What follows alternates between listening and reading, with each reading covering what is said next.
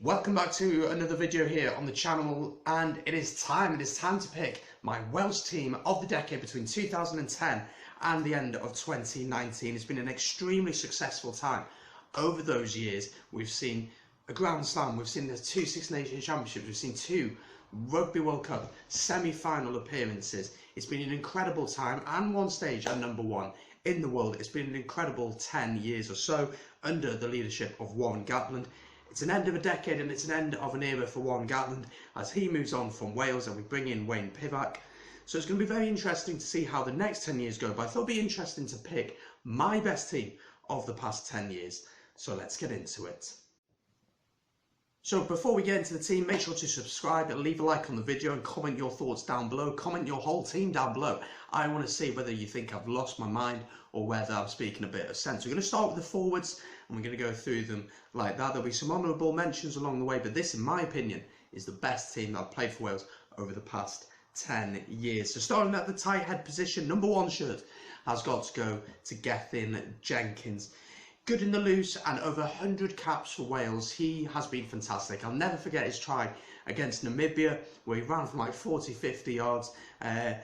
The Shane Williams in him certainly came out that day, and it was just fantastic to see him do that. So Gethin Jenkins certainly has got to be in this team for me.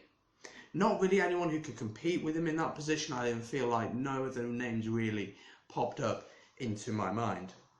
At hooker then, it's got to be Ken Owens. Ken Owens for me has got to be in this team for a number of reasons. First of all, he's a fantastic leader on the pitch. He gives his all and he brings players with him, and his experience now, he's very experienced now, and so he is coming into the team. He's had struggles with his line-out distribution over the past few years, but he's still a quality hooker for me. In the loose head position then, it's Adam Jones, the man with the greatest hair in rugby, but not only that, but one of the best scrummagers that we have seen. I remember the Lions tour back in 2009 when he out-scrummed the beast. Although that was 2009, he kept that going through the early part of this decade, and he's got to be in the team for me. Once again, not many names come up that are going to challenge that position.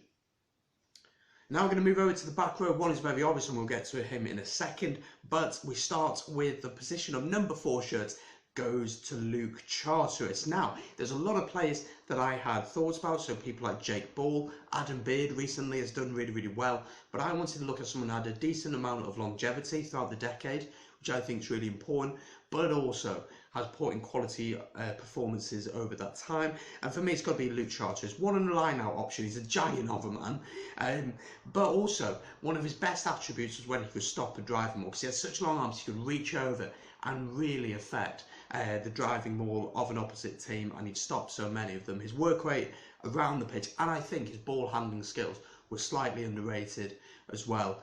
He's getting on a bit now, but he was certainly a player to be feared and a player who deserved his place in this team for me.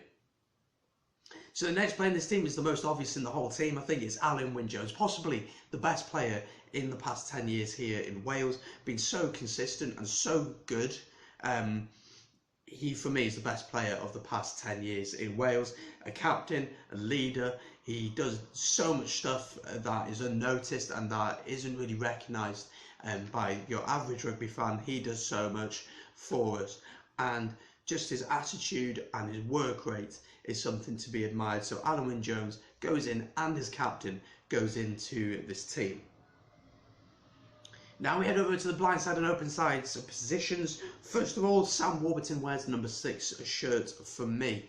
Obviously had a really tough time with injuries over the past 2 years and has retired from the game, but in his prime, over the ball, was up there with the likes of Pocock and Hooper as well. He was just so influential for us, given the captaincy at such a young age. I think he was like 23, 24, very young.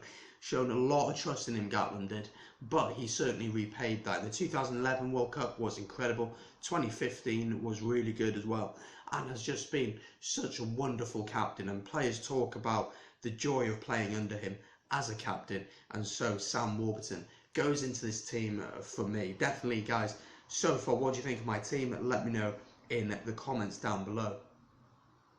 Wearing the #7 shirt for me is one of the most technically able players in the forwards that Wales have had over the past 10 years, it's Justin Tipuric. For me, in the loose and his ability with ball in hand and his confidence and his awareness of what to do, he has got to go into this team. He, against England, when we were the 30 points to 3, was just incredible. That was one of the best games I've ever seen him have, and he is so comfortable with the ball in hand, but also he does a lot of work at the breakdown as well. He's a line-out option, and he's now becoming a bit of a leader because he's fairly experienced. So Tipuric and Warburton, I think, is a brilliant partnership. Warburton can focus on the defensive side of things. Tipuric can have the ball in hand a little bit more. Honourable mentions to the likes of Lydiot, who could definitely have a case here, but for me, his decade was very stop-start. He had times in it where he was incredible with his chop tackling, but also had times where he wasn't at the top of his game at all, and I think he did generally struggle. Moving on now to the number 8 position, it is someone who's been ravaged by injuries, but for me, is one of the best number 8s in the world, along with Billy Vunipola and Kieran Reid. It is in fact Taulupe Faletau. Taulupe Faletau is one of the best rugby players on the planet on his day, in my opinion. I think he's incredible, amazing tackler, amazing with the ball in hand. He is just so confident picking the ball from the base of the scrum and coming around the corner, and he knows what to do. He knows when he needs to offload, he knows when he needs to go to ground. He is just so good. He was ravaged by injuries of the past year, came back for Bath a couple of weeks ago in the Champions Cup. First game back in months, man of the match.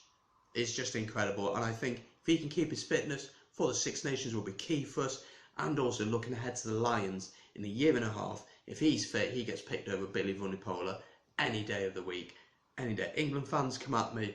For me, he starts. So those are the forwards. Definitely let me know your thoughts on the pack. What do you think? What would you change? Would you stick to that team?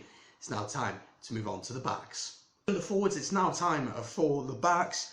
This was an interesting one for me, the scrum-half position. I struggled with this one. There were 3 players who really stood out to me, and we'll go through them individually now. So first of all, you got to say the one who's in position now is Gareth Davies. Gareth Davies is currently playing for Wales, had a fantastic World Cup, is playing brilliantly for the Scarlets, who are flying high. He's been fantastic for Wales. The only thing I would question is his box kicking. Sometimes is a little bit questionable, but his ability to score tries, dictate the game, he has got to be up there. The other one is the big news about Rhys Webb. Rhys Webb coming back to the Ospreys at the end of the season, of course, but he has not played for Wales since 2017-ish now. So he's missed 3 years of rugby for Wales. But in my opinion, he's the best rugby player at scrum-half available to Wales at the minute, ability-wise. I think his game management, his try-scoring ability, he's the best that we have, and I think him coming back to Wales is really, really exciting. Whether Wayne Pivac will give him a chance, I don't know, but I would love to see him play again. And the other one then is Mike Phillips. Mike Phillips is an interesting character, a feisty character, that's for sure. But he's been fantastic. His willingness to put his body on the line and to scrap out a result, he certainly has got to be up there. In all honesty, I'm really struggling with this position. I'm going to go for Gareth Davies. I think Gareth Davies just about squeaks this one for me. I think Phillips was incredible. I think he played an integral part for us up until about 2015. But then Gareth Davies, that try against England in the Rugby World Cup, that try against Australia, and the way that he's just taken that number 9 shirt as his own. I think Thomas Williams is really, really exciting, but he's not at that level yet. But Gareth Davies just about sneaks this one for me. Definitely let me know in the comments your thoughts on that one. That is a controversial one. I've heard many of the podcasts come out and say Mike Phillips at 9. I'm putting Gareth Davies in there. Let me know your thoughts. Fly half for me is an easy one. It's got to be Dan Biggar. Stephen Jones had his time at the start of the decade. James Hook as well, but you feel like their best time was 2005 to 2011 maybe. But Dan Biggar, big game player, big game player. Those words by JPR, Wales will never win a World Cup with Dan Biggar. We didn't win the World Cup, but he put in an incredible performance against England in the warm-up matches. Under the high ball, he's a fantastic player as well, and his ability to kick points at key moments. He's got the balls of steel, so he definitely goes in. Now we go to the wingers. Now this position is a little bit controversial, the number 11 shirt. The reason being is he didn't really span the decade. I'd say his best years were between 2008 and 2012. He retired then in 2013. I was at that game against Australia where he scored in the last play of the game. Shane Williams has got to be in this team for me. The best natural try scorer in the world, possibly ever, in my opinion. Definitely throw some names at me. But Shane Williams, his step, his ability for his size, he was just incredible, and he was a joy to watch. And when he got the ball, you believed something could happen. Moments like his try against Scotland in the Six Nations to win it in the last minute, his incredible campaign in 2008 where he finished top scorer and won Rugby World Player of the Year. Shane Williams is definitely in this team for me, and it's just a shame that he didn't play for that little bit longer, because I genuinely believe he still had it in him. Moving on to the centres, for me it's quite simple. Jamie Roberts at 12 really defined the way that we played between 2008 and 2015 with the crash ball, and it worked so well. Unfortunately, when we tried to change our system, he didn't really fit into that. Would Pivac be interested in looking at him now, because we have a lot of injury concerns at centre, and I think he could really be someone that Pivac looks at for the upcoming Six Nations, been playing well for Bath. And then the other centre then, I don't really think there's any argument about this, it's Jonathan Davies. Jonathan Davies, one of the best players at handing off in the world and finishing tries. Really unfortunate with injuries, seems to be out probably until the end of the season with another injury. But he definitely has got to come into this team for me. I know we're rattling through these, but for me there's not really any competition in these positions over the past 10 years or so. Moving on to the winger. Now, this winger was a bit of a challenge for me. I'm going to be honest, I'm not the biggest fan of his, but I do think he's been the best player in this position over the past 10 years. It's George North. Burst onto the scene in incredible fashion. When Shane Williams stepped away, he kind of stepped in and really took over that mould. He's really started well. Recently has struggled. You feel he's had injuries, concussion problems. He's at the Ospreys, which is not a good place to be at the minute. But on his day, he can be incredible. 2013 Lions against Australia, that try that he scored where he told Will Genia where to go, was the best George North that we've seen, and that's where we want to see George North. George North needs confidence to play well, and hopefully, having played and worked with Pivac where he was at the top of his game, hopefully that will give him confidence when he plays for Wales again.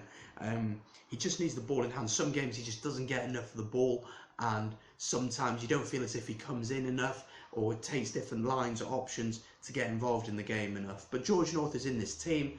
You could give a shout out to Josh Adams, who has been exceptional over the past 2 years, but again, it's that idea of the decade. If I was talking about my team of the year, Josh Adams 100% would be in there, but he's not quite in there for me. Liam Williams as well could play on the wing or at fullback. He also deserves a mention, but again, he's only really been at the top of his game and in the Wales scene for the last 3 to 4 years at the top level. Fullback finishing the team is Lee Halfpenny. There are options such as Lee Byrne, but again, it's that issue of the decade. He didn't span the decade. Liam Williams, once again, didn't span the decade. Hook could have gone in there maybe, but again, didn't span the decade. So it's Halfpenny in for me. Defensively, fantastic. Has worked on his attacking ability. His high ball and gathering it for such a small guy is exceptional. And his goal kicking, the amount of points that he has kicked for us, the amount of times he's got us out of trouble with his goal kicking, he's been absolutely exceptional. I don't think he's the first choice fullback now going into this new decade. I think that could be Liam Williams. There's interesting talk about his future, the Scarlets. If you haven't seen that video I've done yet on the transfer news, link in the description down below. That went out a couple of days ago, so you can go check that one out. But Halfpenny is in this team for me, completing a very, very good side. So we'll go through it quickly. So the front row then is Gethin Jenkins, Ken Owens and Adam Jones. Then we got Luke Charteris, Alan Wynne-Jones as captain. And then the three at the back of the scrum is Warburton, Tipuric and Faletau at number 8.